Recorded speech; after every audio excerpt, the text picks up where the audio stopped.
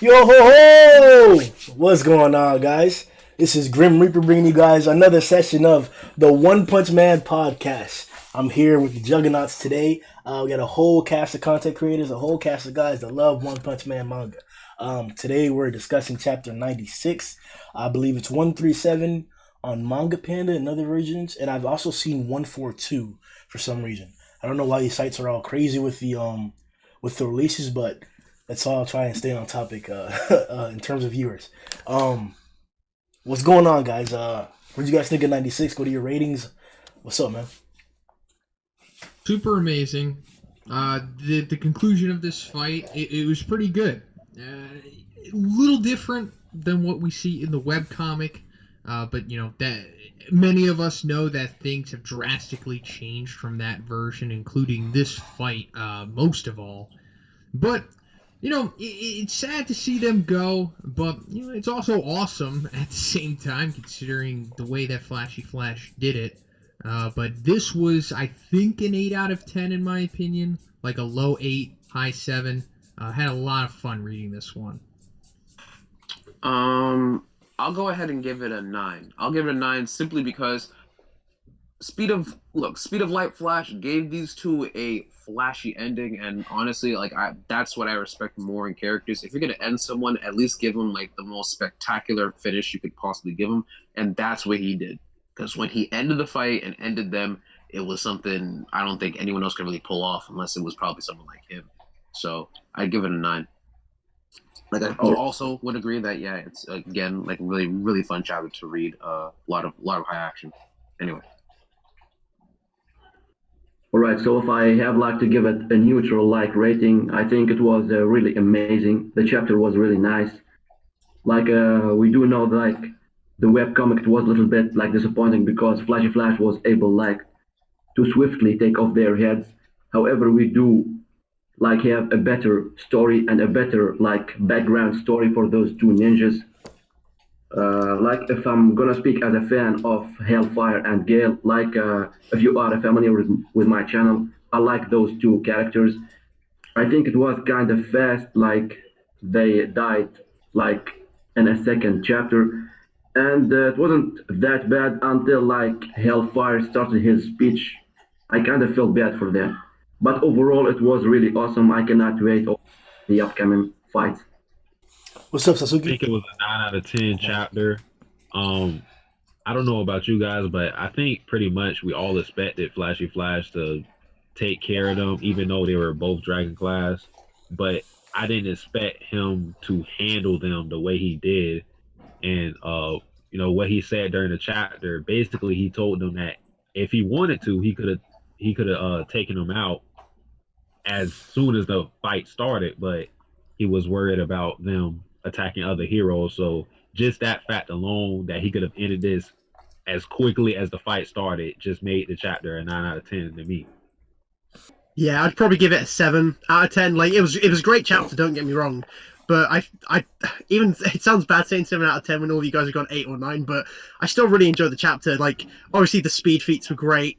You know, a lot of good action in it. The art was good. I felt like there was better art in the last chapter, but this was still fantastic in any case. I liked the highlight Flashy Flash's speed feats. I liked Hellfire and Galewind techniques. All of it was good. I don't have a single complaint about it. Real quick. I do want to say this. Whoever it was last stream who said that they wanted to see some Naruto ninjutsu, I'm angry at you. Because it actually happened. Literally. I'm tight because it actually happened. That fire. Is that Satsuki? I don't know. That wasn't me. I don't know who it was. It might have been someone in the comments. I think it was someone in the comments. Yeah. Probably someone in the comments. Whoever you were, swear to God, can't stand you. Because it actually happened. It was probably the only actual ninjutsu technique I actually fucks with now. The only one I fucked with, and I'm mad that I actually do. I thought it was over Naruto. Apparently not. I went on Twitter and I took a poll because after a revelation and after a reread, I think this is the best chapter of manga, or the best fight that we've gotten all of 2018 in any manga. So I don't know if everybody realizes this, but if you pay attention to the sequences of like panels and the destruction that happened throughout the fight from the moment that they went dragon and started moving, um, this fight was ended by Flashy Flash in 3 seconds, if that. The evidence that we have for this is first when he caught the blade that was knocked out of his hand as it was still flying away. The second part is when we look at the rubble and debris from the bridges that they jumped out from. At the end of the fight, after Flash Flash has killed them all, that is when the rubble has begun to fall downward. We all know how gravity works. You throw it up, it comes right back down. Not in this fight. I firmly believe because of this reason that this is the best fight I've seen all year long. I spoke to a bunch of other like My Hero heads, One Piece heads, JoJo, all kinds of different different people I spoke to. This is a top-notch fight. Not only was the art on point for the majority of the chapter, and I actually have a squabble with that, and I think we're going to discuss that in the podcast, but he was able to then, at the end of the chapter, implement some, a little bit of, like, character growth for them and Flashy Flash, all on the same point. So I was excited to see that, because I also did enjoy the two characters. It's like Blast was like, saw in one of his videos, he was really enthusiastic about that.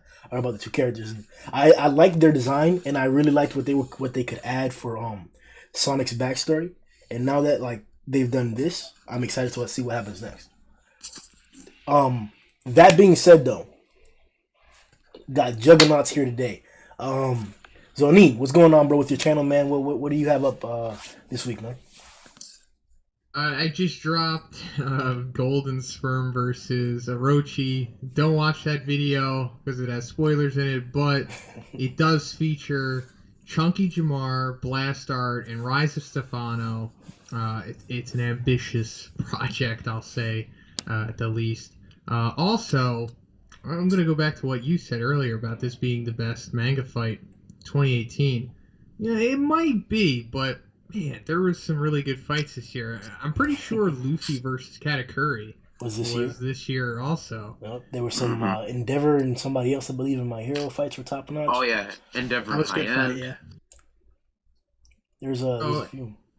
Yeah, I mean, I don't disagree, but wow, that's certainly the mantle to be taken at this point. Also, Orochi versus Garo was like a couple months ago too. So I don't know, but yeah. I think things are good right now. But yeah, that's it. Matt, what's going on, bro? I don't believe that you were able to come with us last session. What do you have going on your channel, bro? Let's see. I was on about a month ago. Like nothing's changed. So if you're interested in reviews, that I've recorded everything now. I just need to get it done. So if you're interested in reviews about chapters that are old and irrelevant, then yeah, come to my channel. That's the best place for them now. But eventually, yeah, I'll catch up at some point because I still need to review this one. And like I agree, Grimm, this is a great fight, definitely. But just like Zhoniin said, Orochi versus Goro was this year, and that was mental. Oh hell yeah. Yeah, you know what? I agree. That was definitely mental. I would say, if anything, I do like that you're kind of like not necessarily caught up, because I do like to go back and reread some of these fights, because progression in this series, everyone's at a different level, and like also the fact that we have Garo kind of like like in the mix, trying essentially like growing. We get to see people at different levels or different stages of power, kind of like rising. So if anything, I would like to actually see more of that, more reviews for the past chapters, kind of comparing characters from the past towards the future. I actually like to do that later on. Satsuki, man, what's going on, Mr. Savage? Still reviewing Hunter x Hunter. In fact, I'm like one of the few niggas reviewing Hunter x Hunter. Like, it's literally like 3 people reviewing Hunter x Hunter. So I think I can take the title as the best Hunter x Hunter reviewer right now. Damn. Okay. You have it. It's official. Satsuki is the best official. Hunter x Hunter reviewer. Big facts. Yeah, so, already crowned. Yeah, so check me out on that. I'm actually I'm editing my Attack on Titan and Hanabado and Kingdom reviews. I should have up today. That's pretty much. I don't know. I don't want to say this in the stream, but Shueisha, they some hoes. That's the only thing I want to say. Fuck That's the only thing I Shueisha. want to say. All right. Jeez. Is everyone getting hit with that shit? Is everyone fuck getting 'em, hit bro. with copyright? 'Cause it seems Everybody. like everybody's getting hit with. Yeah, Everybody. Jeez. Okay. Okay. So it's not just the little guys. It's just everyone left and right. Geek the Yes. One was almost killed by Shueisha. That's funny. That's funny. Real quick. I don't want to, jump off One Punch Man for a minute, but I am kind of curious. Exactly how far are we in Hunter x Hunter? Exactly, like how many chapters were pushed out? Because I heard that the creator came out with a bit more push this year. Since the anime, No, since we started like the quest to the Dark Continent. Yeah. yeah, about 30 chapters. Like not much at all. Okay, that's not bad. Yeah. All right, that's not bad.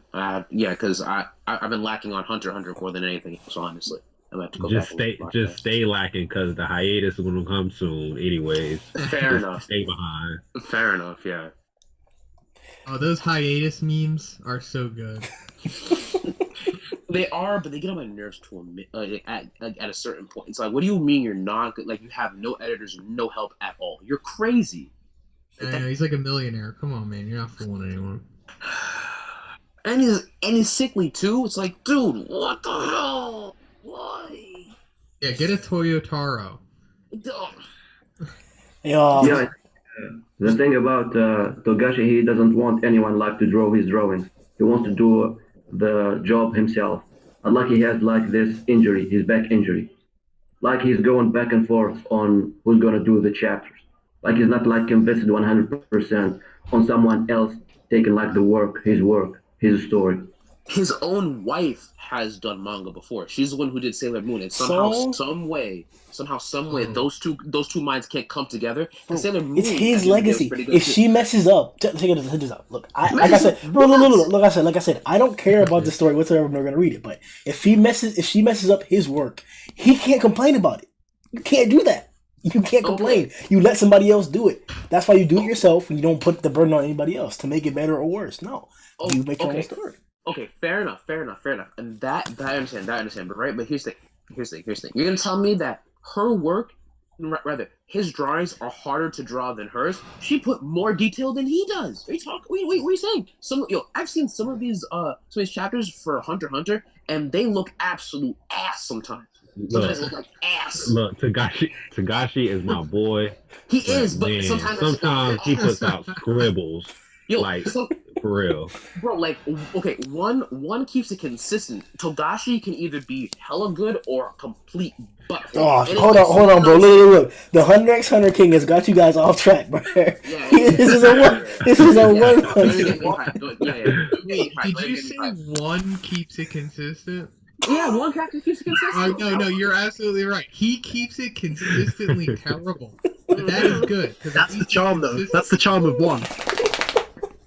Exactly. I'm not even joking. One actually, like don't get me wrong, like, yeah, he can do scribbles, but like after a while, it's like his scribbles become like, all right, I can kind of tell who's who and everything from now on. Like after maybe like 50 chapters down, he's not doing too terrible. And like as of late, last I checked, he has like I can actually recognize most of the characters. Most like his drawing stays consistent. But like don't tell me you're gonna go from like top tier good stuff to absolute booty hole. Come on now, don't do that. Don't do that. Don't lie to me. I'm grown. Right there. That's a good quote for the webcomic. If you just be like One Punch Man webcomic in parenthesis, I can kind of tell who's who here.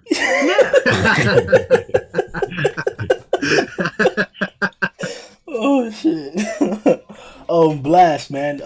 Everybody, Blast Art is the new guy that we're adding to the cast that we have here for the One Punch podcast. All these guys are great content creators. They put out all kinds of great content from Hunter x Hunter to reviewing all kinds of like My Hero, One Piece, stuff like that. Blast Art, man, what's going on with your channel, bro? Thanks for asking. I think I just dropped a video like top 10 strongest technique in the One Punch Man. Like it's been a while. I want to do this video.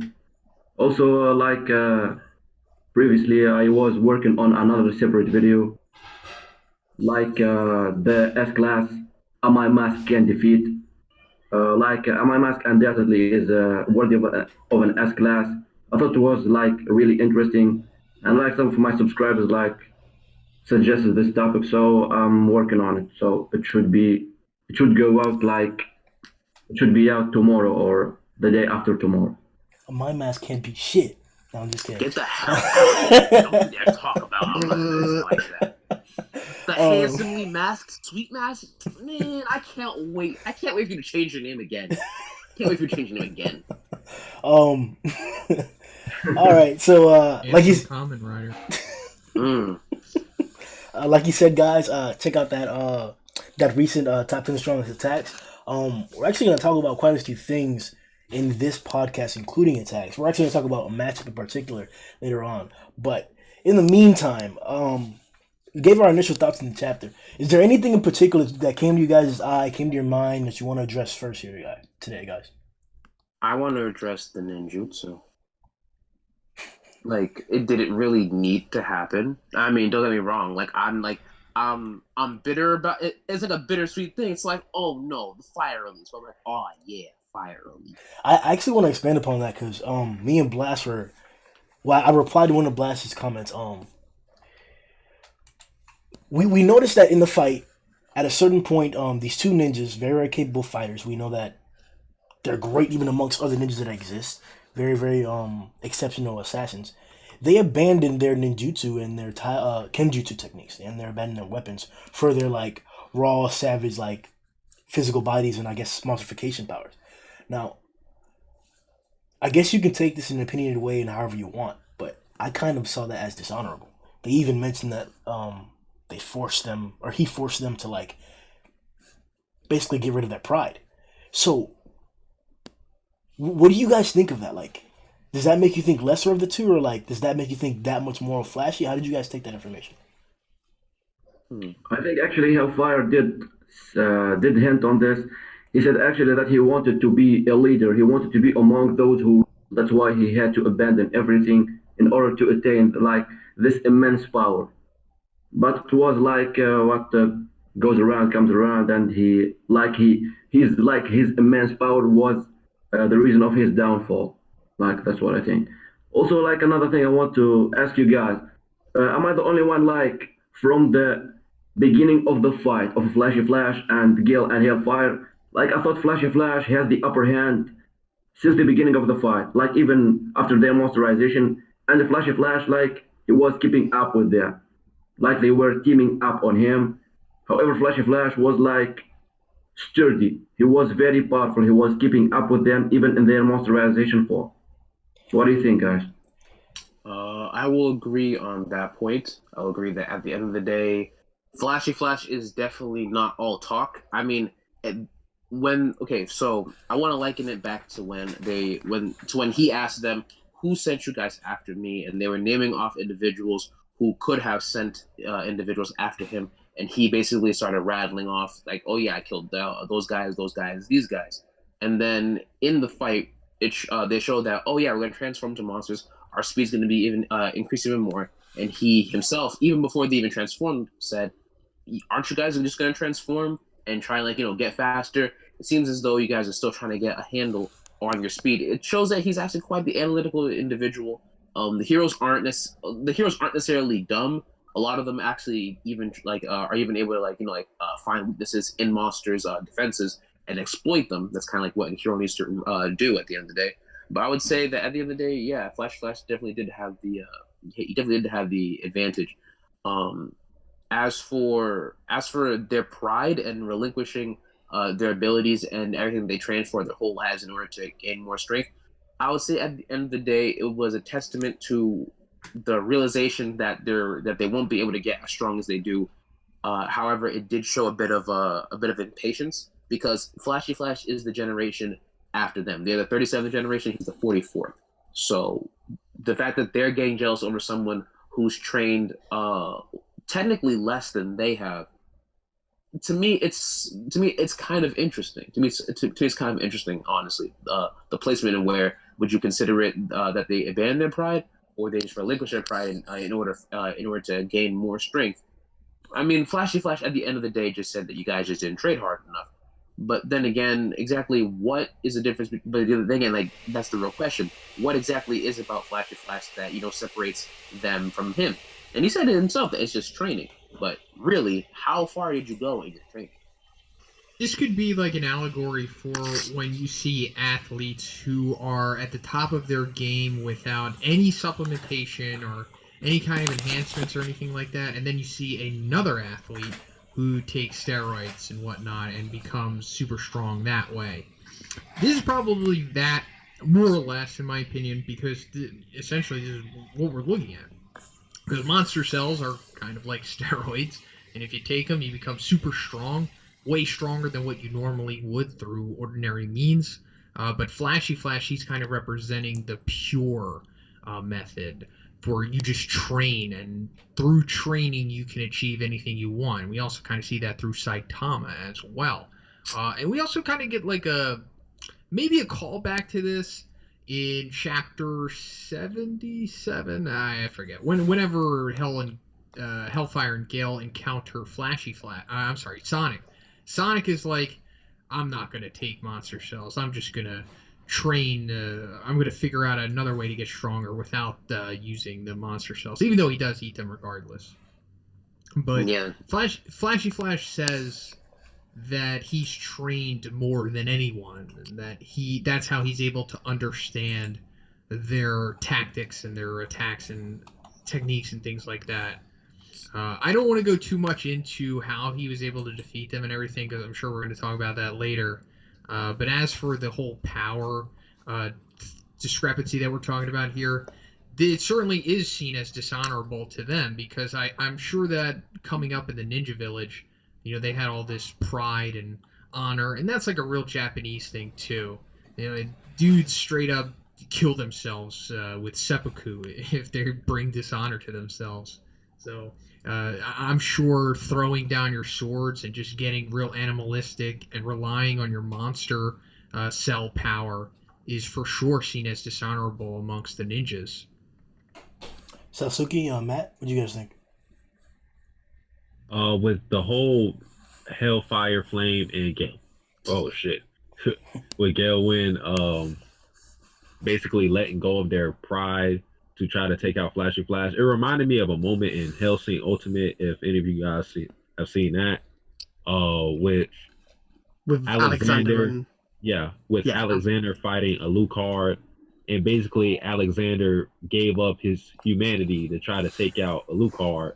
And in that fight, it wasn't Alexander who was, talking about his pride. It was actually Alucard, and he got mad at Alexander for letting go of his humanity. And that's what it kind of reminds me of, is Hellfire, Flame, and Gale Wind. They didn't know what else they could do to take out Flashy Flash, so they went to their last resort, put down their swords, and just fought them like monsters. And that may have played a part in why they didn't beat him, because maybe like Flashy Flash said, part of it was they weren't used to their speed, like they couldn't keep up mentally.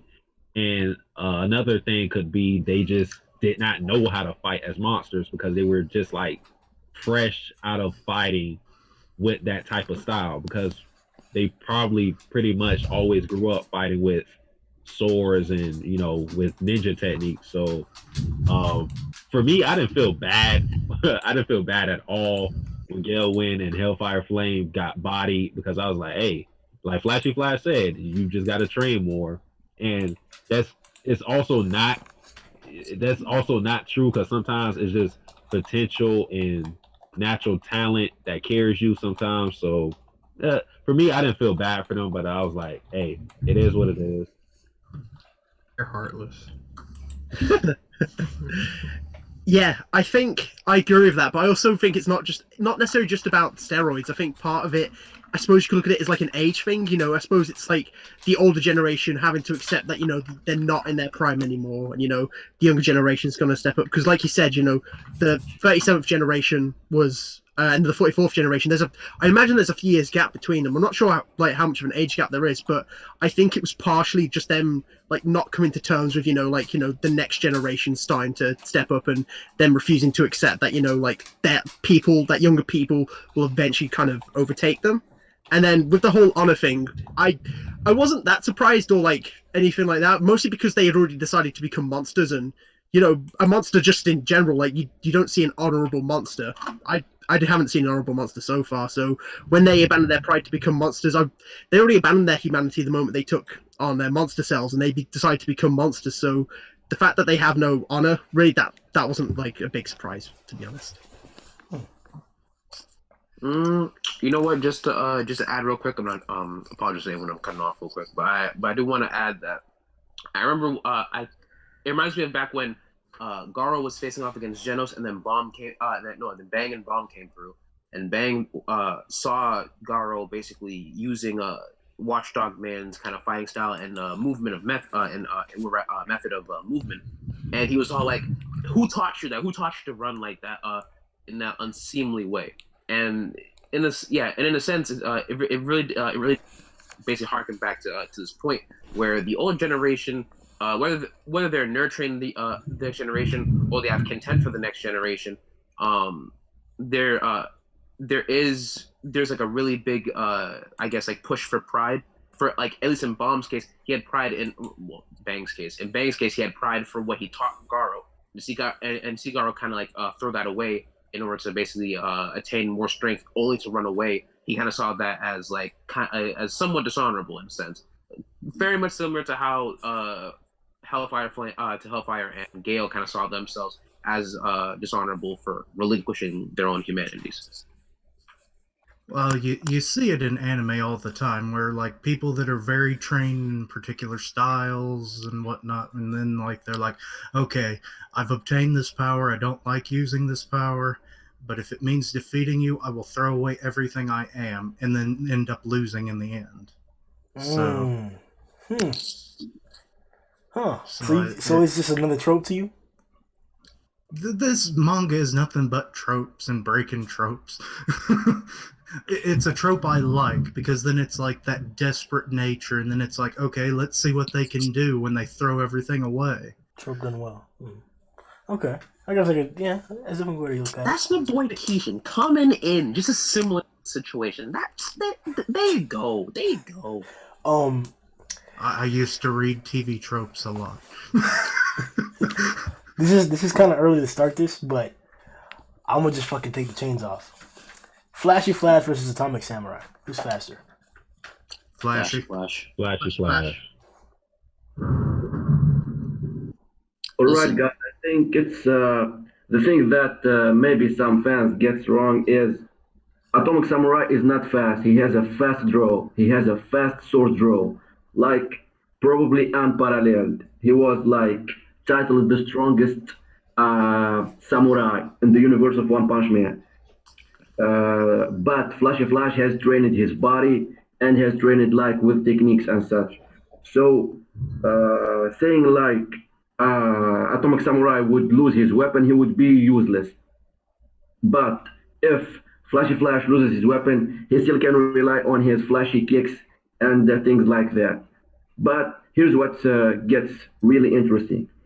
I do think that Atomic Samurai can probably rival the speed of like sword drawing.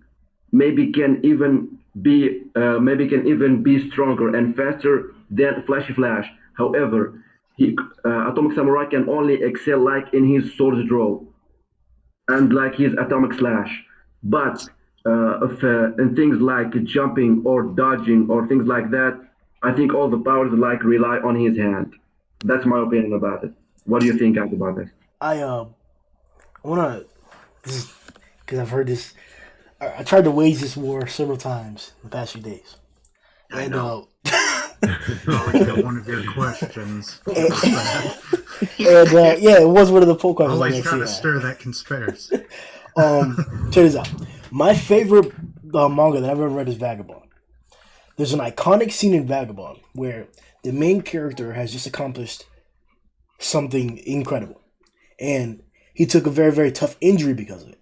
So on the passage after this incredible feat, he's in his slump of like, dealing with this injury, and it crippled him.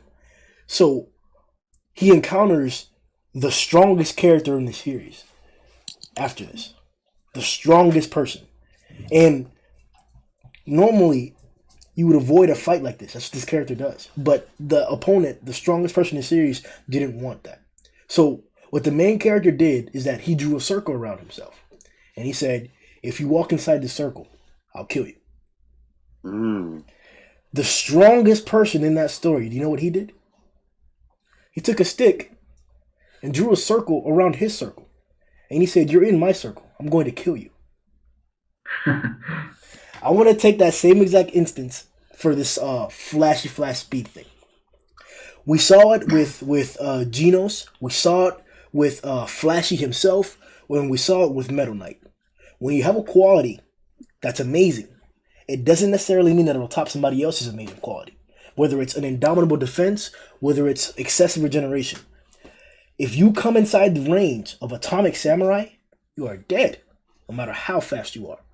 That's why I believe Flashy Flash can fly around the entire field 1 billion times in 1 second. The moment he steps inside the range of Atomic Samurai, he'll lose a fight. I have to argue that. In this, okay, I'll say it real quick, right? In this fight, I don't want to, take up too many pieces of it, but those flashy kicks that he hit Hellfire and Gale with, right? Those flashy kicks were basically used very similar to when Genos was fighting Saitama. He thought he was fighting Saitama, but in reality, he was basically running after his after image, and essentially found out he was actually hitting nothing. Flashy Flash was able to hit these guys, and they were basically still dealing with his kicks the minute he outflanked them and then ended them. So to tell me that he wouldn't be able to pull off a similar feat with sword skills is kind of somewhat disingenuous. I'm not going to say that Atomic Samurai completely loses to Flash at all, but I will say this. Speed of Light Flash, aka Flashy Flash, is one of the fastest characters in the series by far. I would say, if anything, Atomic Samurai is fast with the draw, just like Blast said. But I will say that when it comes to movement and evasion, there's no one better than Flash. There's not a single person better. So I would say, if anything, he would win simply due to speed, or rather, his speed is definitely over Atomic Samurai, and that would be a greater factor into how he would be able to beat him. Not that he would, just that if he had to, that would probably be the main issue at hand. Yeah, I was about to comment that, we know how fast Atomic Samurai's draw speed is. Yeah, it's off. It's off panel fast. You look at it and the panel's gone. You have to look for a different site to see if you missed that panel. Well, it's that fast. Measure of speed. I can tell you exactly how fast it is, but that's it. I can't tell you how fast Flashy Flash is. I only know Atomic Samurai speed. So, in the data book, it simply says that Atomic Samurai can slash 100 times in a second. Take that for what you will. Christ. Yeah, the closest we've ever got to seeing that, I suppose, would be when he met up with the Council of Swordsmen, and then he fought the monster, the guy who could already slash faster than sound. Then he got his monster form, where he could slash even faster, and then Atomic Samurai just decimated him even faster than that. Mm-hmm. That's probably the fastest speed feat we've seen of Atomic Samurai with his draw. Yeah, I do actually remember that. Haragiri said that he has a fast draw, and when he masterized, he had even a faster draw. The sword was on his hand, and almost cutting the neck of Atomic Samurai. But Atomic Samurai had the sword on his side. Imagine how fast is that? In a split second, he was able to grab his sword, draw the sword, and cut Haragiri into oblivion. Yeah, that was amazing. Yeah. Okay, you know what? I'll leave it at this, Grimm. I'll leave it at this. If we ever see Flash versus Atomic, and those two actually have to cross swords, I'll have to literally leave everything else, because that will probably trump anything I've ever seen. That will probably trump anything I've ever seen. Don't get me wrong. Yeah, that's fan fiction for a fight. That's fight fan fiction, and it's that's too much for anyone. That's much for any one person to handle. I can't handle that.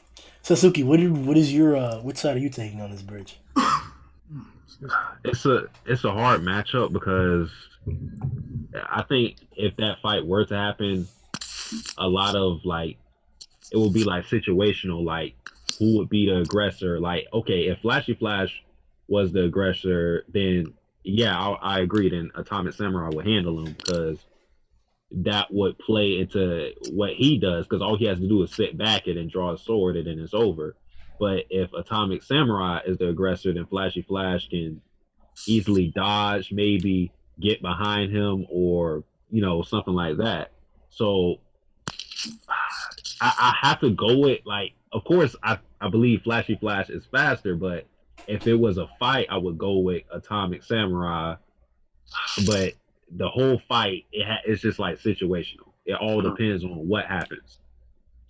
Yeah, because they're both handy with the steel, so there's no way there's just no way to really quantify at this point, really. I got mad when I was discussing this because I think this is pretty clear. Like, and you guys can all disagree with me. You guys have all given like sufficient evidence to prove the opposing viewpoint. But I just think that whenever the author took the initiative to show us that Atomic was going to cut this guy's horn off, and then the next possible panel was the task already being completed and him sheathing his blade. It speaks for itself. He could not draw it. That's how fast it was. While Flashy, we just literally saw his fight. His 3-second fight, we saw it. No doubt. It was in less than 3 seconds. You can call it less than a second if you want. But we got to see it. I think that feat, what he did to the Rhino, is the fastest speed feat we've seen in the series. And that's why I say that, like, he should be able to kill Flashy. And the other piece of evidence that I wanted to use was that it seems that I was talking to Steve-O, and he gave me the perspective that when we look at the rankings of the heroes, there's information that the Hero Association has that we don't have. The heroes were already in position beforehand, and the rankings, there's different information that goes into deciding the rankings. So the viewpoint that he gave me, because when Steve-O answered the poll questions, and we're gonna read the poll questions later on in the stream, he said that Flashy Flash's rank shouldn't be changed because there's probably more information that even we don't have right now, more than the information that the association doesn't have, that came into account to keeping his rank. And that should also be the same for every other hero. So we shouldn't give Flashy Flash more because the other heroes have shown less. I believe he personally should have a much higher rank than what he does. I believe he's at 11 currently.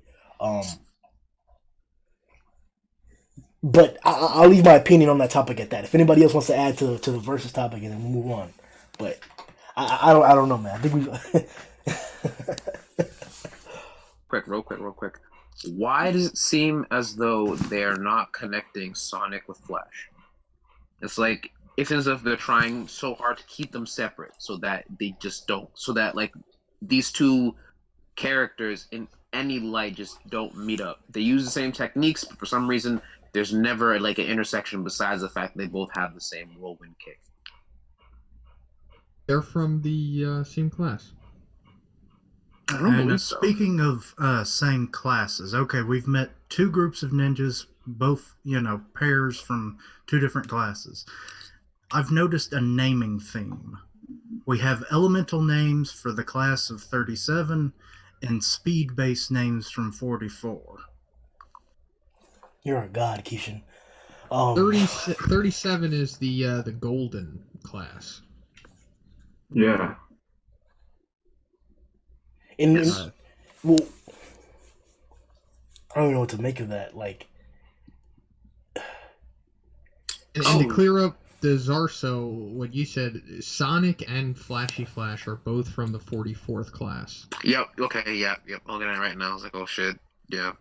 But okay, so check this out then. We still need progression for him, like, because technically we all, at least in my viewpoint, the only hope for more development for Sonic was him coming into this story where these two random ninjas are now dead. Now we only have one ninja that's already a hero around in Flashy Flash. So with their story being resolved so fast, does like Sonic have any context at all? Should we hope for any context with Sonic, or is he going to stay like basically a third-rate character in the entire series? Oh no! I think Sonic is a first-rate character for sure. He's one of the most popular, but I don't think we're going to get any closure or anything on Sonic in this arc. Maybe if we're lucky, we'll get it in a bonus chapter, but fully expect more Sonic stuff to happen in the next arc. That's where I assume he will for sure encounter Flashy Flash at some point, but we're looking at maybe like a year, maybe a year and a half until that happens. Well, if the chapters are coming out as fast as they are the last couple weeks, or last couple chapters, I'm going to say something about Murata. It's controversial. I love Murata. You guys know it, but he's kind of flaky. So, don't get too comfortable with these so immediate don't releases. think this is the new pace. Look, I hope it is. All right, I certainly hope it is, but I wouldn't be surprised if he releases another one 2 weeks and then we have to wait a month and a half for another one. I wouldn't be surprised. Yeah, that's how it goes sometimes. I'm gonna say something controversial too. There were 2 panels that I didn't like that looked bad to me. And I haven't seen a bad panel in One Punch Man in at least 15 chapters. So it was really weird that this was that. And one of them is actually in the art gallery. It's the panel where Flashy's cutting them in half. And then there was a different one where the rocks that are coming up from the bridge, they looked really badly drawn. And I'm not sure if that's because we got a consecutive chapter in 2 weeks, if there's a rushing aspect or what's going on, because I don't get a chance to look at the streams all the time. But did you guys, or have you guys ever had any issues with the art? I did notice a slight decline about halfway through the chapter. At least every page has some defects, per se. I think for sure it is about rushing. I think Murata did rush this chapter to come out.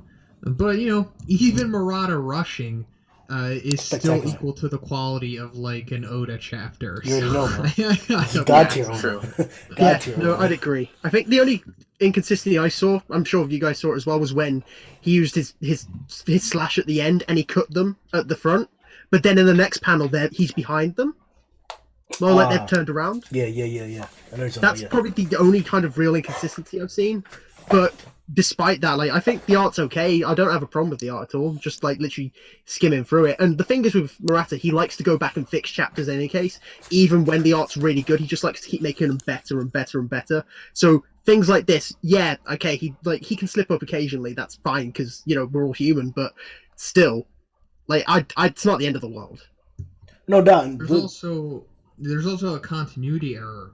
After Flashy Flash loses his sword, 2 panels or 3 panels after that, he's holding it again, and then he's suddenly not holding it. Really? Yeah. I didn't. Yeah, no, I saw that as well. Can you give us a page number, please? I didn't notice that. Because I don't remember that at all. Because I wondered when he managed to pick up his sword, I assumed he just kind of went and got it, but yeah, it makes sense if it's continuity error. It's near the end, so maybe page 27. Just taking a guess. I think it's kind of near the time where they all started to speed up again. Didn't he catch his sword? He caught his sword. He catches his sword after the Flashy kicks. This is before the Flashy. Oh, because before the Flashy. Okay. Oh, damn. But please, we're saying inconsistencies, viewers. Please notice that we're using inconsistencies. It means that this rarely happens. It's not a common occurrence. We're just noticing it, man, because we're, it's kind of like when you stroking your girl pussy, and that shit's a little bit looser when it's supposed to be like. What are you? You ain't been at the gym lately? What are you doing?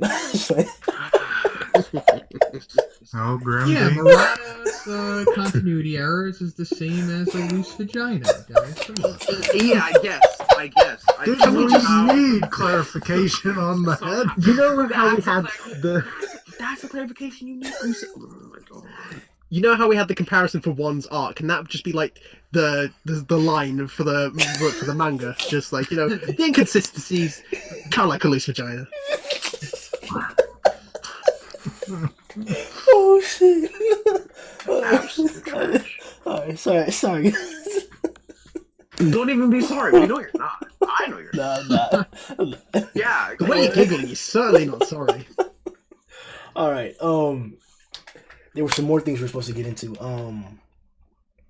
Was there anything else you guys had in mind for this chapter? I still want to know, like, the infrastructure that's going on in this underground section. I think I mentioned it last podcast, and I can't remember who, like, reminded me that it's, like, the subterranean people. That was But me. they Although do not... That's not official. That's kind of like Hearsay. Muradish stream people kind of came up with it on the fly, and Murata was like, "Yeah, that's a good idea." It's a good idea, though. Okay, if it's not official, then that makes it even more of a mystery. Because like we see this pseudo-official. well-made bridge that's now gone, that was in a part of the area that the Monster Association had no awareness of. So that really, deepens the mystery. And then there's all these tunnels that are not connected. They kind of knew about it because they say that they took it from the monsters by force. Oh, okay. I might have missed Yeah. that I part. don't know exactly which monsters knew about it. I mean, I doubt Giro knew about it because he wouldn't let them have it. Yeah. It's like, this is my personal hot springs. You stay out. This is a Orochi bath time. I don't want to see that. I don't want to see that. That's just really weird. I want to see Orochi's bath time bonus chapter. What? That's not a book. If It's like, Giro's in the there. waterfall, it's the only thing big enough for this bastard. There was one more thing I wanted to get on about the duo, and if you guys want to take this as negatively as you want, that's fine. But I was kind of taken aback by how Blastar said it himself. Flashy had a good time beating these guys. Like there wasn't too much struggle. There was quite a few times. There's only a few times where Flashy made even an expression of trouble or of having to do something excessive. So these are two dragon level fighters. We've seen dragon level monsters before. We know that the rankings, they don't necessarily have to go when a monster is dragon. We've seen the Sea King, he got stronger in the middle of his fight, so his power level can jump up conditionally. I believe Zhoniin mentioned that the giant that we saw in the beginning of the story, that Satamax defeated, that he was only given a demon rank, but that was because he hadn't done enough destruction at the moment, which we know he could have done. So with that being the case, little situations like that, little examples like that, are these true dragons? Yes. Sure, for sure. Yeah, they're just low-tier dragons more than anything. I would say they're good mid-tier dragons, honestly, because a low-tier dragon would be a low-tier dragon. You know what? Maybe they are low-tier. I think it's just I'm sorry. Go ahead, man. No. Just quickly, because to me, like a good benchmark for a dragon really is like the monster executives like Goketsu and Elder Centipede. Like they've set the bar for like what a standard dragon should be.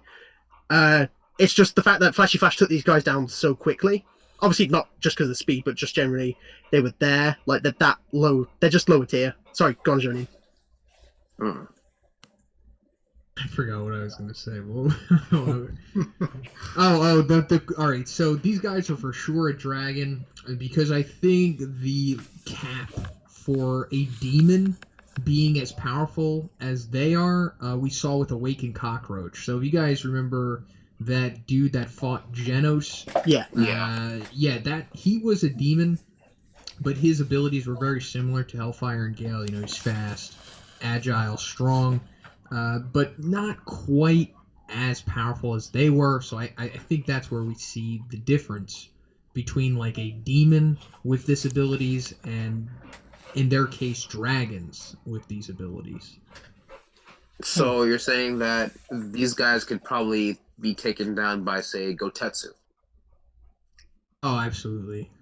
Yeah, 100%. Blast? I think actually there is something that's very interesting that Garo did mention. He said that those dragon titles are so unreliable. So let's take it from another context. Let's say those two ninjas, Gale and Hellfire, didn't fight Flashy Flash. For example, they did fight against Genos or, I don't know, Amai Mask or someone else. I think they would probably display how powerful a dragon monster can be. Even Flashy Flash said himself, said like their only way to win is to avoid Flashy Flash's confrontation at all costs. So it really differentiates the situation. Like, even if they are dragon, when they are against Flashy Flash, they might be like mid dragon. But if like they are in another fight, for example, they are not fighting against Flashy Flash. I remember them saying like where they were sparring, Hellfire asking Gil, he told him, what about psychic powers? So these guys are planning to go against psychic powers. Like imagine these two going against Tatsumaki, but I don't think that they like can affect her that much. However, guys, like I said, I do believe that they are very powerful dragons. However, it's like their weakness. Flashy Flash is like their weakness. They cannot defeat Flashy Flash. Once they meet Flashy Flash, it's the end for them. Satsuki? Okay. Okay, yeah, I think their Hellfire Flame and Galewind are both dragon class monsters. I think, just like Blast said, it's a bad matchup. If they went up against some different S class heroes, it could have been a problem. And Flashy Flash even said it during the fight that he wanted to take them out simultaneously because he was worried that they could interfere with some of the other S class heroes. So I think that's one thing that we have to take into account, that the matchups sometimes are misleading to the power of some of these monsters. And just with the destruction they cause, I mean, I know Flashy Flash had a part in that too, but they destroyed that whole terrain. So that kind of just shows you the power they have. And yeah, if they fought any other S-class hero, well, not any other, but certain S-class heroes, I think they could have handled them. I would agree, because I'm thinking Child Emperor would probably get kicked into a wall and die like instantaneously. Tatsumaki seems to be the kind of individual kind of sees a monster, kills a monster, but if she can't see it, then it's kind of hard to actually hold it down. I don't know how. I mean, I'm assuming she has wide range attacks as well. But I mean, let's be honest now. If you can't see what you're doing, I mean, again, I'm pretty sure they said don't tear down the area because we're all here. Don't be a monster yourself, you dumb bitch. But obviously, that's neither here nor there. Sweet Mask probably be like an amazing fight, but that's just me because favorite character Sweet Mask. But yes, I do understand what you said it that at the end, and I do agree. Different monsters pose different threats to different heroes because of different circumstances. Yeah, that's true. I keep forgetting about the matchup thing more than anything, and I imagine we'll get onto this set because Grimm, he made a poll about S-class heroes versus the two ninjas. But for example, if Genos was to fight these guys, I could see Genos losing, but I could still see him taking out probably one of them at least. He would have lit up that hallway. There was no hallway left. Yeah. He's like, damn it, I thought I killed at least both of you, but no. I did find it interesting that that they were able to both in their demon form and dragon form kind of attack him individually. Even though it didn't like we said, it didn't do anything to him. I don't know. Well, like Matt said, we do have polls. And that was one of the poll questions that we addressed. Before we even get into the polls, though, let's do that whole little speculation thing. Who can beat these heroes? Or excuse me, who can't beat these guys? Who loses to them? Genos. Sorry, Genos man. gets bodied. Maybe. Maybe. Satsuki is always the voice of reason, bro. The only reason why I doubt that, is because at the end of the day, Genos can go up against demon and dragon class monsters. He has, and he's killed them. For example, let's go back to the martial arts tournament. He led the martial arts tournament to fight demons and dragons, and he just kept going. He didn't stop. Now, fair enough. The matchup is kind of different because at the end of the day, it's these two individuals working together. So you have to factor that in too. He's fighting twice as many opponents. instead of one. But at the same time, he's capable of taking down dragon class threats and demon class threats of varying degrees and varying different matchups. Because like we just said, or rather we just established that the matchups do matter. And Genos himself doesn't, and if he is off against 4, 5, 6 different demon and dragon class threats, all across the board. So, okay. Well, let's hop to the polls. As one of the poll questions, we asked which hero won't win their fight. Not even the fight against the heroes. Which hero won't win their fight individually? Our options that we were allowed to use in the poll. Please remember, guys, if you answer the questions on Discord or on Reddit, we won't have your stuff calculated on the actual poll, but we will indeed read your responses. But the polls only allow us to have 5 options. And those 5 options were Pooty Pooty, Genos, Atomic Samurai, Zombie Man, and Child Emperor.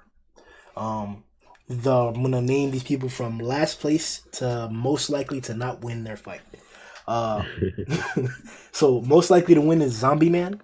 And up next we had... Yeah. Up next we had Atomic Samurai. Then we had Child Emperor. And in second to last place was Pooty Pooty. And then right above him... Wait, one thing I want to say about that, because I think how you phrased the question was, who wasn't going to lose their fight? I think that might be why Zombie Man is number 1, because people are like, well, the nigga can't die, so like, I think that's kind of like, I think if you phrased it like, well, that wouldn't even work either. Never mind.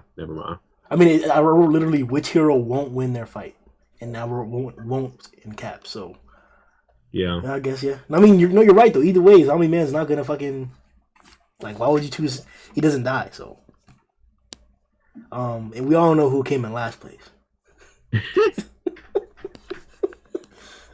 The boy robot himself. Genos with 40% won the race. The next poll question we asked, who has a better design? Hellfire Flame or Gale Wind? What do you guys think? This one's easy.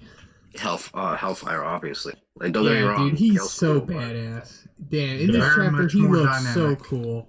Mm-hmm. Stupid anime hair aside, his clothing choices are much more unique.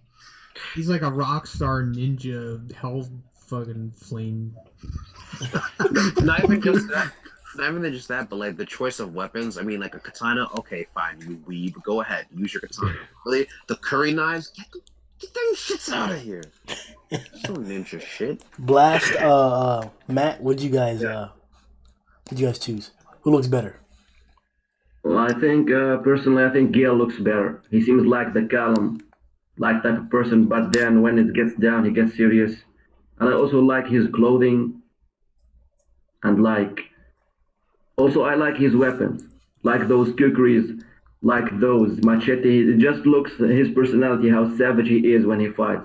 The guy fights with a machete. It's just he's brutal. He's so brutal. Anyone else get the vibe from these two that Hellfire is the power bottom in the relationship? Oh God, why did it have to go to that? Yo, dude, you're a pig, bro. Yo, it's just Gale speaks for the two, but Hellfire takes action. I don't know, maybe it's just me. Oh, this guy's a freak, bro. He's also the one with the sword. Get it? Oh, Yo, yes. Let's be more juvenile. All right, let's move on. All right. Well, the viewers had a different opinion than you guys. Gale won the contest with 67% of the votes. Wow. Yeah. So there was a difference there. Yeah. Mm-hmm. Yeah. Maybe it's the mascara. I don't know. I thought Gale Wind was a girl for the longest. You can't tell me that them broad ass pectorals told you female. You can't tell me. Bruh, I swear, the first time I seen Gale Wind, I was like, yo. She cute.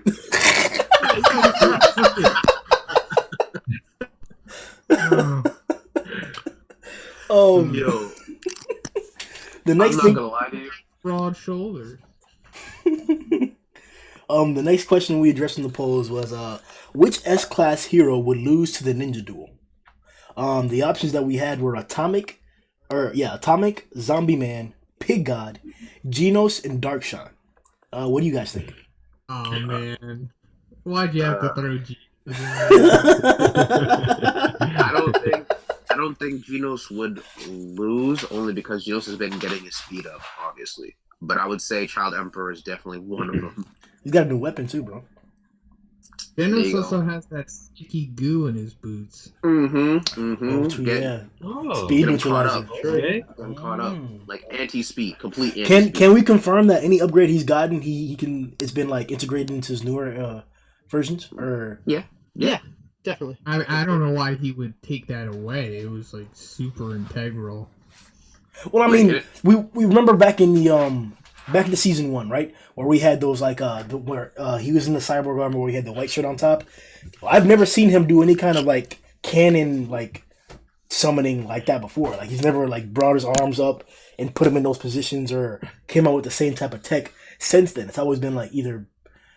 Let me not say that. Genos has a lot of shit. Every fucking fight. Never mind. He kind of alters the way that he does his Kamehameha blast. Mm-hmm. Like he did do the arms formation at first, and then when he goes against Elder Centipede, he kind of does like an Iron Man thing. Yup. I remember when he took his in the beginning when he took his core out to do it. Oh yeah, that was unfair. That looks awesome. But it's kind of unnecessary. Like, why does he have to like move it like a half a foot over to make it more powerful? You know. Well, I mean, I can see why, obviously, because I mean, I can only assume that okay, like this is the lowest setting, but I'm using like straight up power, I can like greater offput, blah blah blah, wasting all my energy for no good reason for one good shot. But I mean, it is what it is. To miss. But what did you guys think? Who can't beat the duel? Or who would lose to the duel? All right, let's just say Genos is out of the equation, so this will make it more interesting. Mm-hmm. The Zombie Man will lose. Purry will lose. Yeah. No, I don't know. You know what? You don't know that because it depends on how attracted he is to you. Right, let them throw out their opinions first. Damn. I'm just saying. So the options are Pig God, Atomic Samurai, Zombie Man, and who else? And Metal Bat. See, it's hard to answer this because in the manga we don't really know what Pig God and Zombie Man are really capable of yet. But I assume Atomic Samurai probably could take him. Metal Bat, I'm very high on Metal Bat. I think he could beat almost anyone, so I'm the wrong person to ask about that. Yeah. And we have Zombie Man, Pig God, and Darkshine. The other 3 options. I think, guys, actually, the thing with these 2 ninja, like they do not like attack each one separately. Like they attack both of them, one on the front, one on the behind. Like they jump on you, like they team up on you. So we're saying like these 2 ninja against one individual. Let's take, for example, Atomic Samurai. We do know that Atomic Samurai like has a very fast draw. However, like he has to have like very fast reflexes and senses, like to counter attack, like 2 attacks coming from 2 opposite directions, because that's the way they fight. When we saw them actually fighting against Flashy Flash, like they attack repeatedly and relentlessly, like they want to do damage. They do not wait like, oh wait, Hellfire, it's my turn, no Gale, it's your turn. Like they attack both. They team up on you, so it really makes it as a handicap match. Probably I think that Metal Bat would lose. Whoa! Get out. Just get out. What? I agree with that. You know what? Get out too. You know what? None of you to the majesty of that pump. I had to teach y'all. Metal Bat is my favorite oh my. Look, Metal Bat is my favorite character, bro. He could have beat Elder Centipede if he kept going. Listen, man, it hurts me to say this, man. It hurts me. I don't think it does. You seem pretty. Yeah, it hurts. Trust me, it hurts. How? But I just. I don't see you crying. I don't see Like- no tears. I want to see a live reaction of you crying. Mhm. Oh, that ain't happening.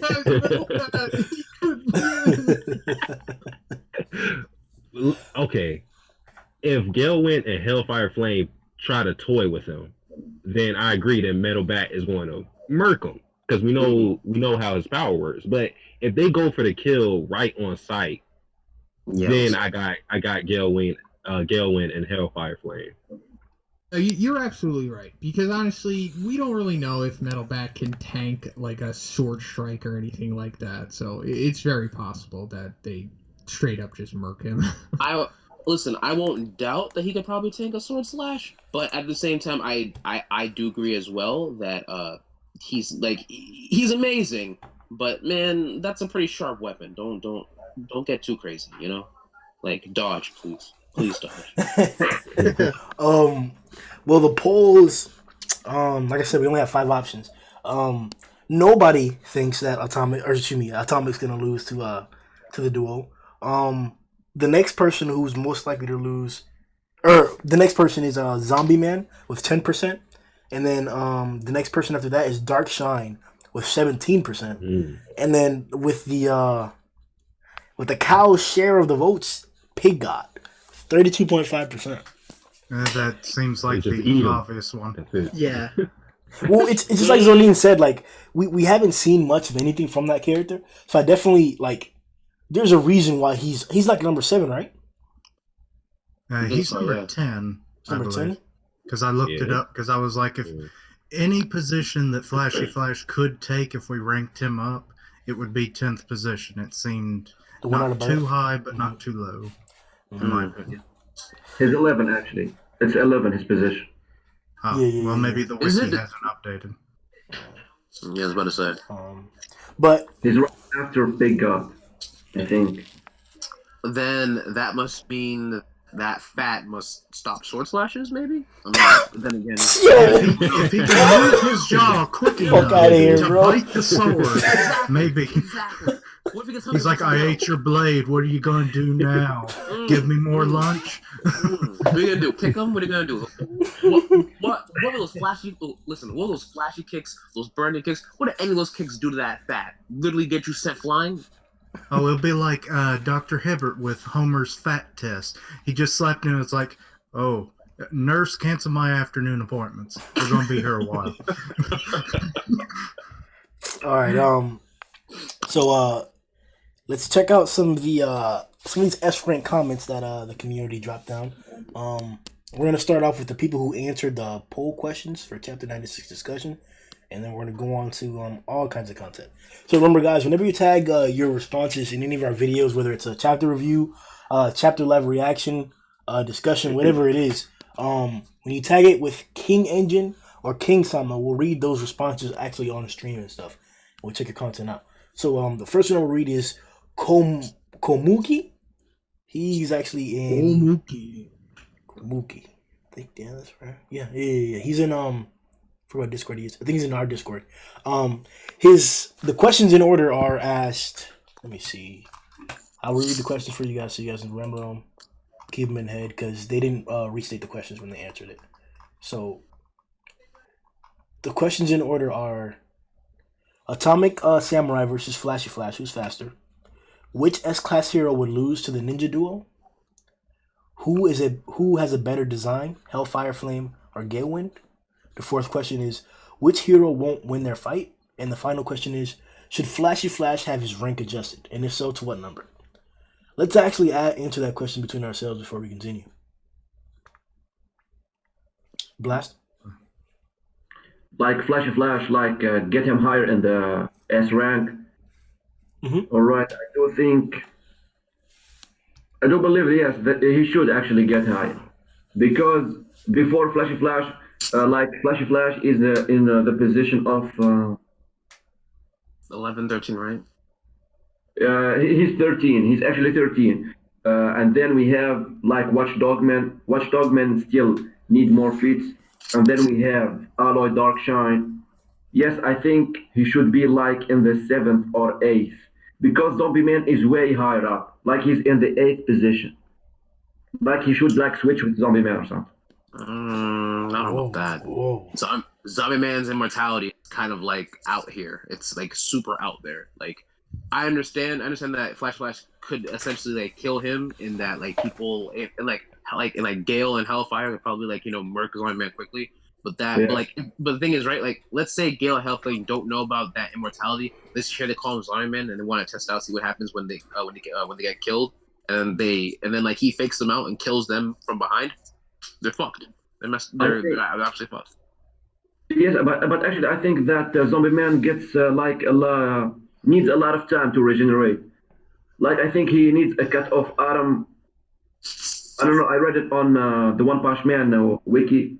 I think he needs like 5 or 15 minutes, like for a cut off arm, and like he needs even more time to recover if like it's a really like a deadly attack, a deadly injury. For example, like he's cut in half or something. He needs even more time than that. You said, for example, getting cut in half. What do you guys think, Zhoniin, Satsuki, Matt, Kishin? Flashy Flash should be number 5 in my opinion. So we've got number 1, King, not a joke. Number 2, Blast. Number 3, Tatsumaki. Number 4, Bang. And then number 5 for sure would be Flashy Flash. But the hero rankings are not based purely on feats of power. But if they were, I think it would be that way. Well, I already gave my opinions. He should have whatever rank Pig Gods is, because I mean, given what we saw, like how he's taking out like mob or underworld kind of people, and the Hero Association doesn't even seem to be aware of those actions, what good or bad they cause. He should be ranked up based on this one fight alone. Once he reports in, it's like, okay, I killed 2 of them. It's like it took me 5 seconds. Do what? I'm still waiting on that bonus chapter where we find out about the king of organ traders. That's right. Yeah, there was a guy there out there. Yeah. Oh, we're never getting it, but it would be cool. Just all those names that Flashy Flash was talking about, relating to what Kishin was talking about, how they don't know all of let's just say Flashy Flash actions. His extracurricular activities that he. And you know what? Ivan answered today. It should be it should only really be up to him. If they want to rank him up once they find out about his things, it should be totally up to Flashy Flash's discretion, because he's probably like okay with the rank he has right now. But if he want another rank and he reported those in, then it would essentially be at his discretion, really. Like, is there a pay raise? Oh yeah, probably. I mean, King is making bank. Well, we really don't get to see what they do with their pay in the first place. But a King's making bank?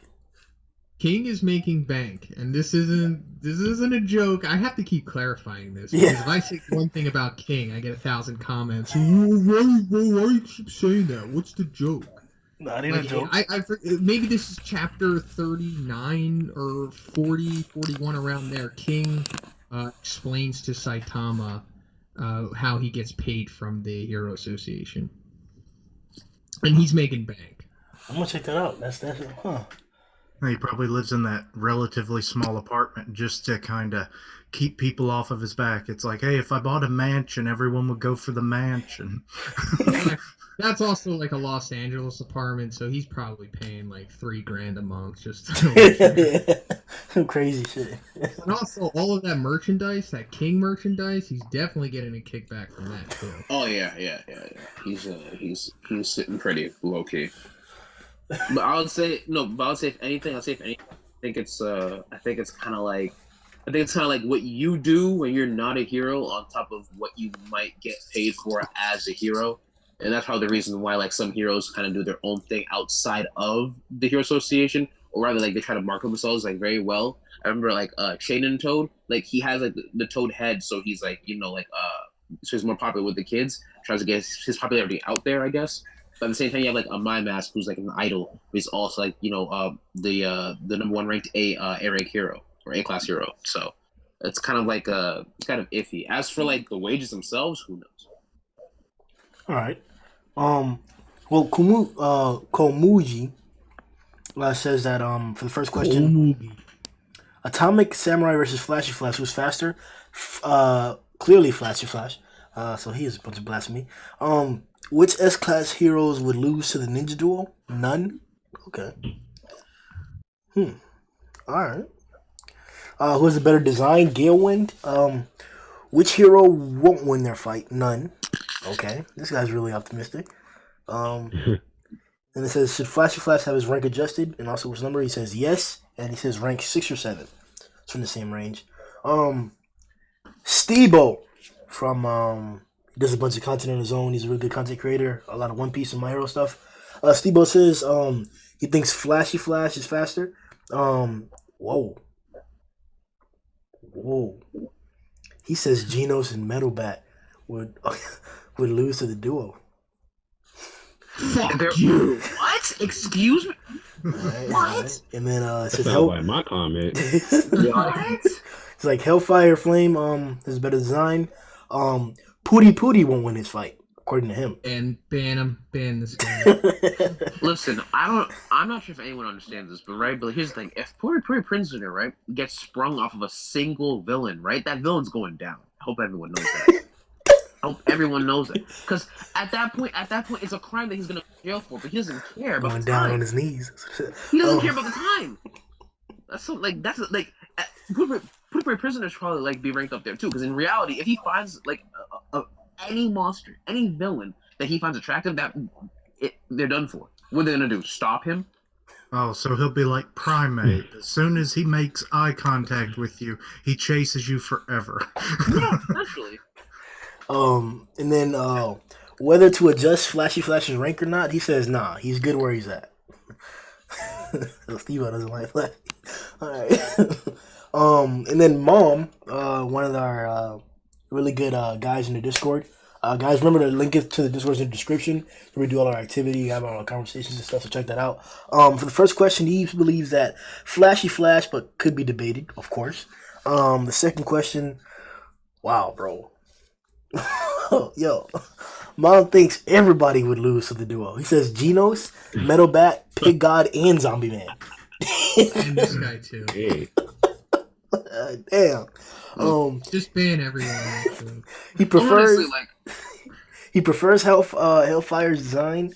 He also believes that Pooty will win the fight, and he says that the rank should be adjusted to number 5 or around there. So he agrees with you on that one, Zhoniin. Still ban him. yeah, definitely ban him. Like, come on now, really? Come on, really? Bardock says that Flashy Flash has faster dashing ability, but Atomic Samurai is superior and faster Jutsu, or unsheathing the sword and cutting almost simultaneously, then sheathing it again. That guy is definitely correct. Number 1, definitely correct. Genos, Atomic Samurai, and Zombie Man. What the fuck? They're losing to the duo? Yo, this community is crazy like nowadays, bro. He prefers Gale's design. Whoa. Yeah, he's weird. He says Pooty, Drive Knight, and Atomic Samurai won't win their fights. Yeah, I saw a picture the other day of that one like demon level monster or whatever. It looks like a samurai or whatever. G5. G5. Yeah. Blast was speculating earlier. I think he mentioned it that he could be Drive Knight. I don't know if you guys want to elaborate on that idea a little bit more.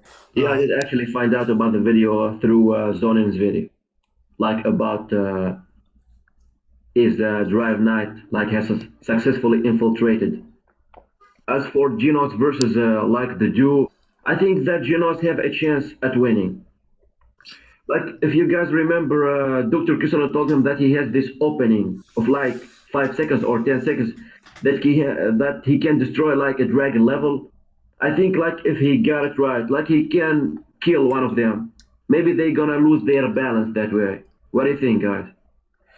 Well, it's mentioned that once he uses that, he's wrecked for a while.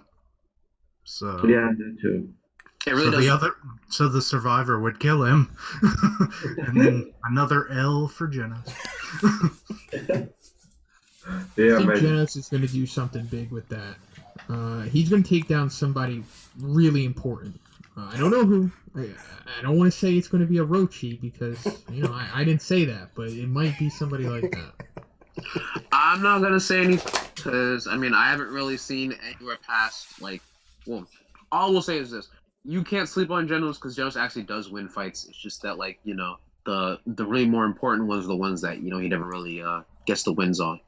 But facing off against these two, especially with like that 5-second opening, if Grimm said that that Flashy Flash can beat these guys in 3 seconds or less than that, then I can only imagine what Genos can do with 5 seconds at top speed, overpowered. Yeah. Okay. All right. Well, his final response says, Flashy Flash should be ranked above WDM. I don't know what that means. Watchdog Man, I think. Who? Watchdog Man. Oh, Watchdog. Yo, I'm not even going to read the fucking rest of this comment. Tighten the fuck up. Hell no. Oh, I thought it was Watchdog Man. What? Well, he says Watchdog Man, Pig God, Drive Knight, Zombie Man, Metal Knight, Child Emperor, and Atomic Samurai. Wow. So either 4th or 5th, close to Super Alloy, who should be ranked higher. Wow, Bardock. I don't know, man. Bardock's doing some stuff. He talking shit. There's nothing but talking shit. Bardock, aren't you dead? Why don't you stay dead, bro? Crazy. Asking for straight up death.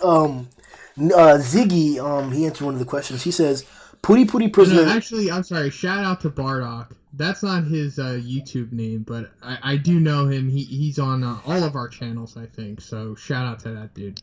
Yeah, no doubt. Bardock he's a great scientist. That's true. Somehow.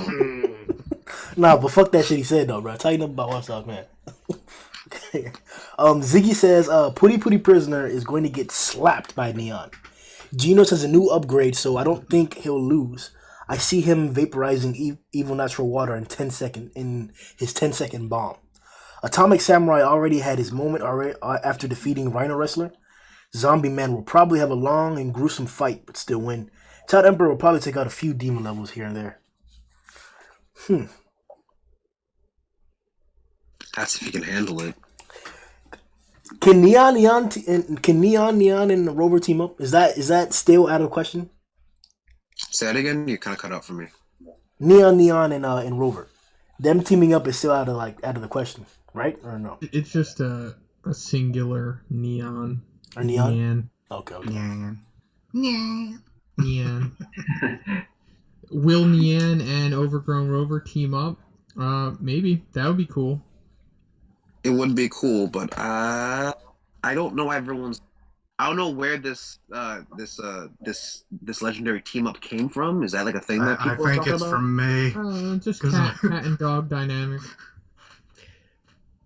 They could. I think it'd just be so overpowered. Is the thing. There aren't many duos apart excluding Saitama. There isn't really anyone I could see taking on those two. We don't know what Neon could do, but Overgrown Rover's proven it. And if Neon's the same level, that's two executives teaming up. I genuinely don't know who could take them.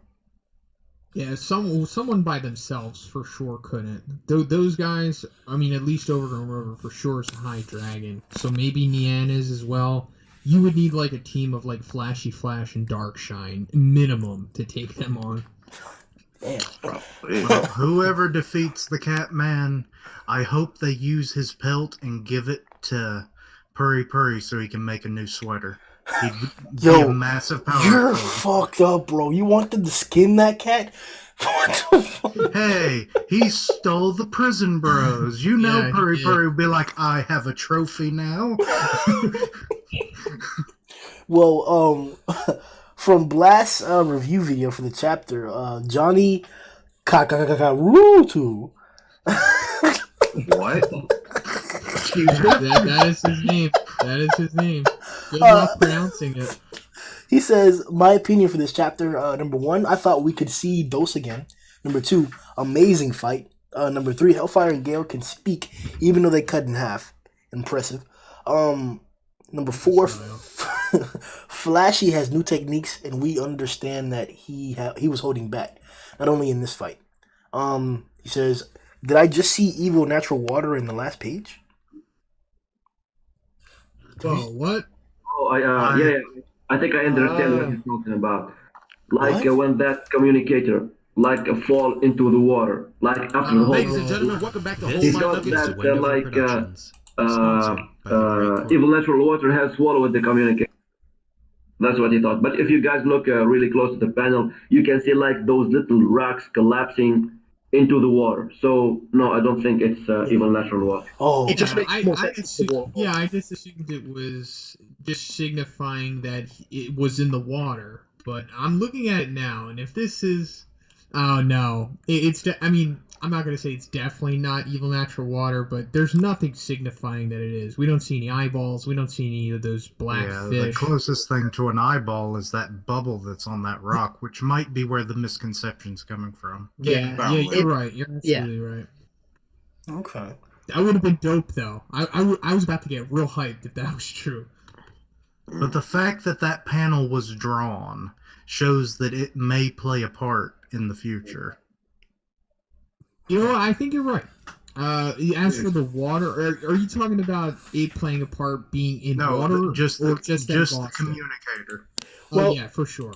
Yeah, I got a question for Kishin then, because he's been, before we even started, he was talking about like the communicator. What's your idea about what's going to happen with that then? Please. Well, it's either that the trader has access to like using it for like location of the heroes or something. I don't know, because it was kind of debunked somewhat in the last one.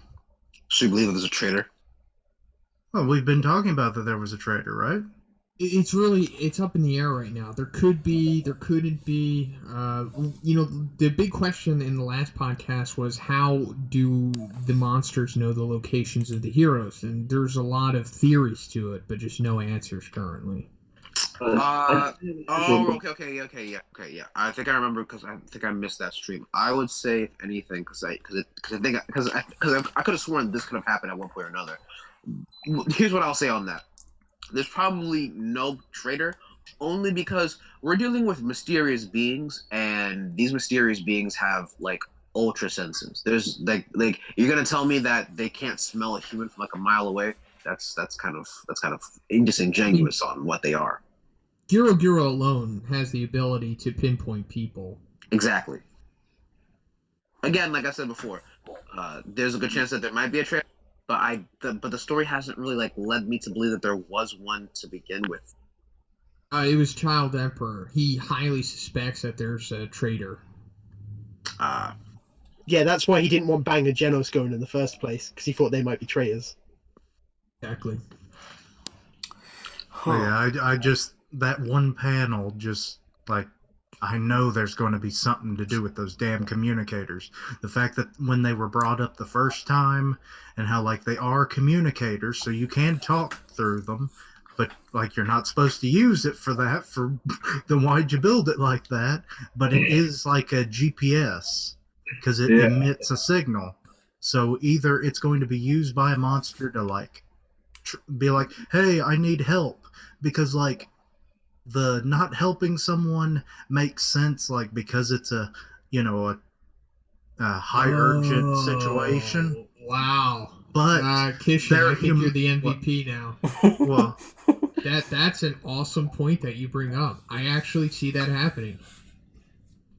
Because I see like their humanity, like they may not be the best of friends with the other heroes, but like, Purry, if someone was like, Purry, I need your help, and he's like, he'd come rushing. That's true. I mean, I don't think I want that coming rushing at me, but I'm just using that. He's like the most likely, but there's others that would probably that's true, yeah.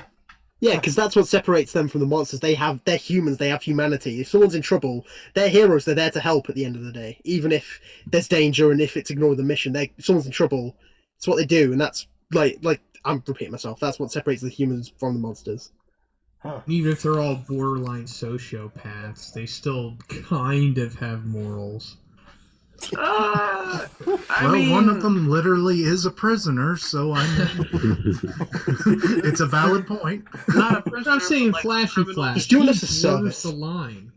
criminal and a rapist, but you know, it is what it is. Like, it just is what it is, I guess. Hey, rape, that's not Yeah, confirmed. yeah, it's not none of that. How is it not confirmed? Because it was consensual. If raping the rapist, then that might be okay. Prisoners are after him. never consensual. Who said that? Look, watch a couple seasons of Oz. Alright. Oh God, I remember that show. Lord, I never watched it, but you heard enough about it in the damn 90s. Yeah, just a lot of consensual sex in that show. That's all I'm gonna say. Listen, what was that show? With the dude who has to like travel through all that sludge and crap in order to gain freedom. Pretty sure Shawshank. Yeah, There you go. Andy Shawshank Dufresne Redemption. went through 3 football fields worth of the worst vile stuff I can ever imagine, Exactly. and I have could found his say- way to freedom. that's the side chapter we need. Good fight. And you're gonna tell But the me- sister- But no, right? But you're gonna tell me it's not confirmed that previous prisoner doesn't just take up villains and then bring them to prison and do what he feels to like he wants to do to them. He's a prisoner. What are they gonna do? Stop him?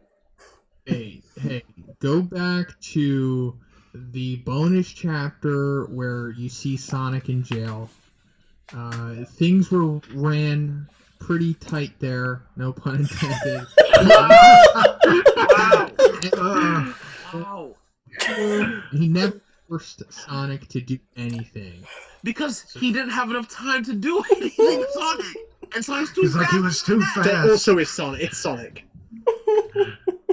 All right.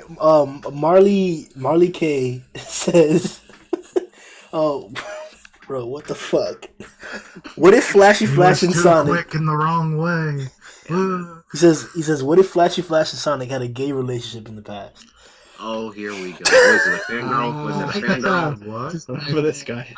I might have started this inadvertently. Because Marley Key is one of my commenters, and he loves saying stuff like this. So. Gay. Great. You're having fantasies and shit.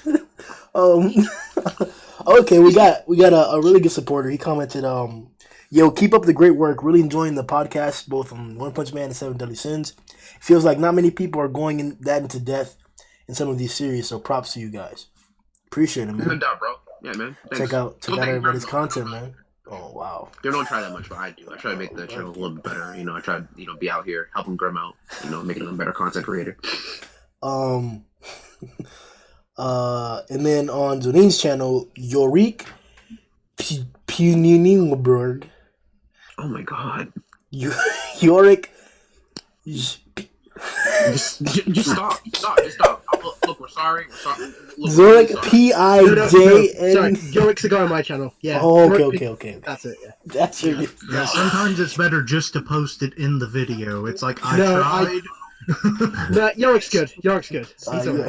alright. Yorick Yorik's says, very good chapter. Love the little details you pointed out and how Murata deals with emotion in a fight, how he displays speed. Very good stuff.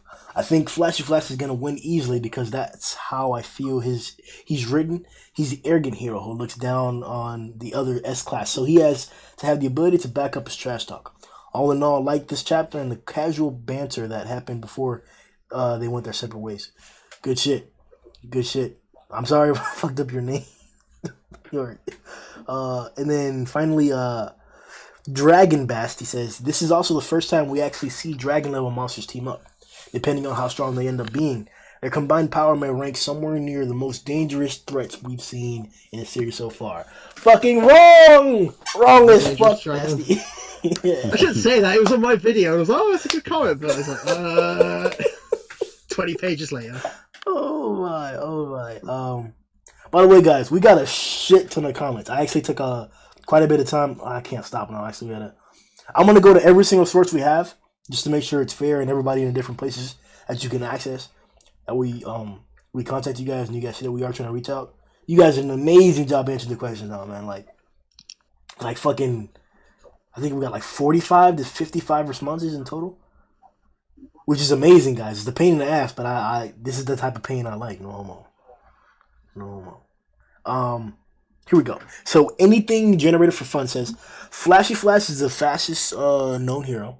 Everyone in S class except Tatsumaki, Bang, Atomic, Darkshine, Metal Knight. I think also Atomic will have a lot of difficulties to catch up with both the dual speedsters' movements, but probably will be able to block a few blocks. Bang can read those two's movements due to his knowledge as a master martial artist. He says Galewind has a feminine face that's suited to be both. See? Told you. What are you reading? Where? Niggas is gay. Alright, let's just leave that be. He likes his feminine features. Yeah, he has a Okay, feminine I didn't say all ass. that now. I didn't say all that. And then for the last one, he says, I don't think so. He's one of the, in terms of whether Flash should increase rank or not. He's one of the most powerful hero association he has. There is, but I don't think he's quite effective enough to answer every hero call regarding a monster threat. He doesn't even help fighting the dark matter. I hate spoilers, bro. I even put in the question, this is manga content only, bro. If you get such an outpouring of comments, you might have to just pull a few. That's webcomic, right? The Dark Matter Thieves? The No, Dark that's Matter Thieves. that's Boro. That's Yeah, that's the aliens. Oh, Really? Yeah. What Yeah, the? that was the name of his pirate crew. Yeah. Said like once or twice, and we just like, oh, it's the aliens. Okay, so because the name means nothing. We didn't see them do anything like that. Oh, well, my bad. Anything? I swear to God, I've never heard that name before. What? All right. You learn something every day. And then I mean, he was a space pirate, so. Thanks, Zarso. Thanks.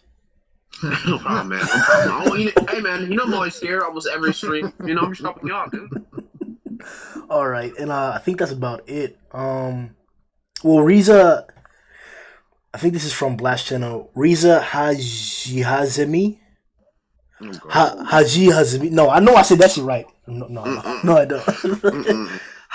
Haji Hazmi. Just stop. Bro, I get 3 chances, and then you're metal bat, and you've stuck out. So, all right. Well, he says, is Atomic Samurai capable of fighting Galewind and Hellfire? I mean, he is not fast, but Atomic Slash's technique is really awesome. So shout out to him for knowing the greatness of Atomic, bro. That's all it's about. That's gonna be it for today's S-Rank comments, bro. Amazing section. We have to finish up quickly because we're past like an hour, right? We're getting close to 2 hours. So let's talk about the art gallery section real fast before we head out. Zhoniin, bro, your best panel, favorite panel, bro. Oh, without a doubt, it's the panel where we see Flashy Flash killing Hellfire and Gale, where he's like bent over. He's in the world, though, pretty much. It's just amazing. I love that panel so much because you can tell that it is frozen in time and that nothing is moving except Flashy Flash. I mean, they are cut in half, but they're still stagnant at the same time. Even though this chapter was rushed, you could tell that Murata took his time with this panel. Huh. Okay. Satsuki? I had to like quickly choose this panel. It's the panel where you see like Hellfire, Galewind, and Flashy Flash. They're both like, it looks like they're flying up. They kind of look like Dragon Ball Z characters when they fly. It is like he goes up on the bridge, he lands on the bridge, and then they both just like wreck the entire bridge. That was pretty cool. The explosion kind of looks like fireworks, and just the fact that this whole fight took like seconds, like I couldn't imagine like somebody just watching that and just seeing how this whole fight unfolded. It's like when the commentators are watching the Cell games, pretty much. Yeah, they just stopped talking after a while because it's the thing to see. Oh, Blast. And the cameras didn't work after a while anyway, so. Yeah. Do you have your panel of the chapter, Blast? It's the panel that you like the most. Yeah, I figured everyone would go for like the speed feat ones, but my favorite was probably just at the very beginning when Galewind started swinging his knives, only because it was literally the first thing we saw Galewind do. The first thing he's doing is he's swinging his knives so fast they're causing sonic booms. I was like, it got me so hyped for the chapter. I think it was just a great way to start off. Wow. Yeah. I'm really happy that Murata did that, and I think it might be from the kickback that he's gotten from the audience, because we're all so curious to, like, how fast are these guys? How fast are they moving? So I think this is Murata, like, subtly letting us know, hey, just him swinging his two knives down are making sonic booms. Yeah. Hypersonic already, bro. Sonic boom! Blast, did you have a panel for this chapter?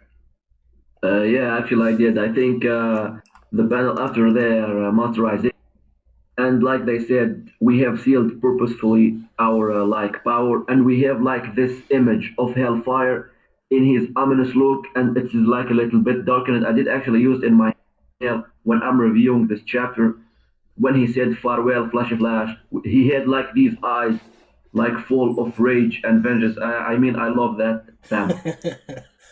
Hey, can you post that? Can you post that in the art gallery so we can check it out too later on? The other one's also just posted. Oh, okay. Oh, it's my turn. All right. I had a lot. I don't want to like kind of get it from anyone. Bro, we gotta go soon. All right. If anything, my most favorite one was at least the sequence from after he killed them, and there's a really big explosion, and then like the explosion like goes on, and then the page after that, the explosion is like the entire fight and everything, and everywhere they were all moving so fast that they basically destroyed the entire area. But like I like because it kind of reminded me of like a Power Rangers. You know how like they defeat the monster, they turn around and like they're in a pose, and then like the monster blows up, and like whatever they were doing, they blow up. Sometimes like the monster sees them really dumb, and then they'll just blow up in like whatever color like the ranger who killed them was in. But like I really like that because like it really was like for me at least like a throwback to like the Power Rangers versus monsters killing the monsters. I really like the explosion. Nice little center page. That and the fire release, because again, you can't just throw a Naruto. like you can't throw a Naruto juice in my face without me liking it. My favorite panels, I don't know if you guys noticed, but we were finally getting like named attacks and stuff like that from this character, and I found it to be hilarious. All of them had Flashy in the beginning of the name, and it's so crazy because I'm thinking, all right, Flashy's got a sword, he's badass with the sword, he's a ninja, he can do different shit, put on a kunai. I'm expecting anything. He lost his blade. I thought the battle was going to take a turn for the worse, but it didn't. He pulled out the Flashy kicks, and that's actually my favorite panel. Flashy just sitting there just like, oh, man. Yo, make that noise that you made in your live reaction. You're like, Flashy kicks.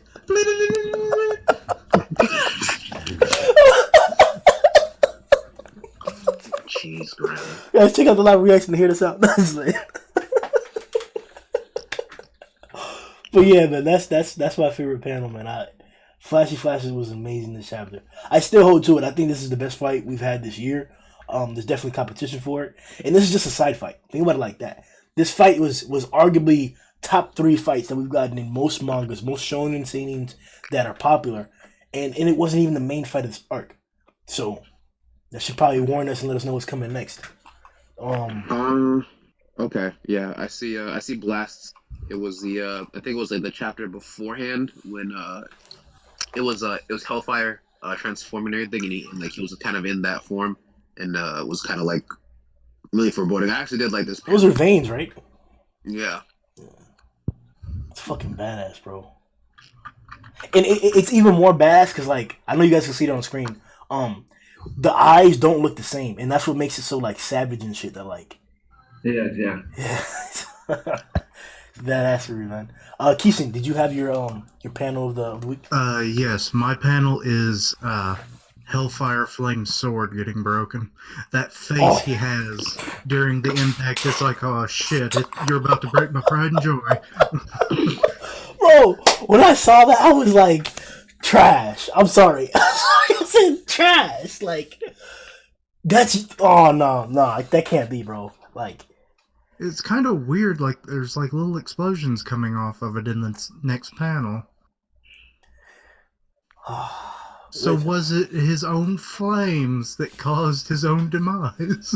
Or at least the sword's demise? No, I don't think it was that. Yeah, I don't think it was that, but...